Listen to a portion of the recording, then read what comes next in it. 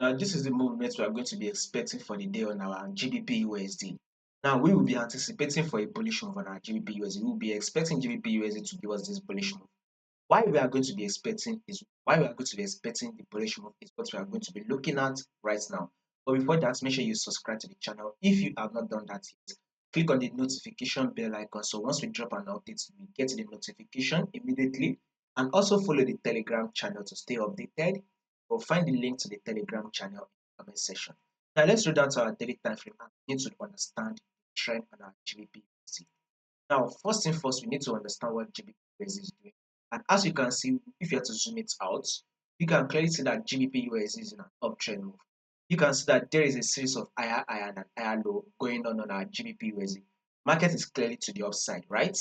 Now, if you take a look at this movement right here that market did, market there was able to literally drop, give us a little bit of a trend market down, which can be seen as a pullback level.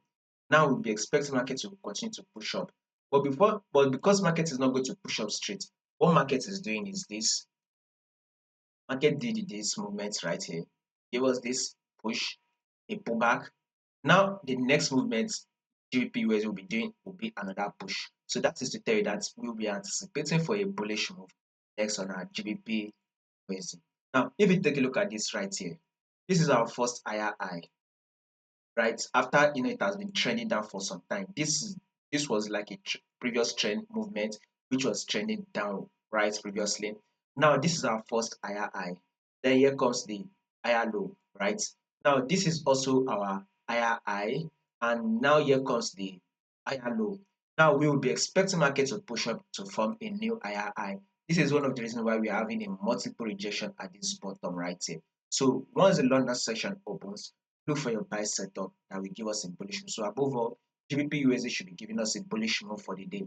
More updates on this will be covered for you guys. So subscribe in order for you not to miss out on your